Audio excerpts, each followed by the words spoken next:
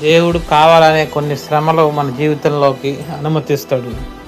దానివల్ల మనల్ని ఎవరు ప్రేమించేవారు, మనకు నిజంగా ఎవరు ఆప్తులు అనే విషయం కూడా దేవుడు ఆ విషయాల వల్ల, ఆ ప్రాబ్లమ్స్ వల్ల మనకు తెలియపరుస్తాడు.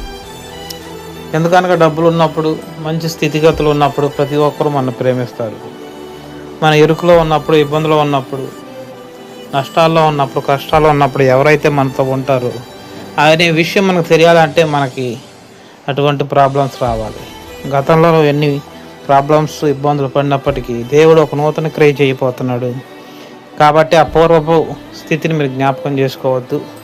దేవుడు గొప్పగా మిమ్మల్ని ఆస్వాదించబోతున్నాడు.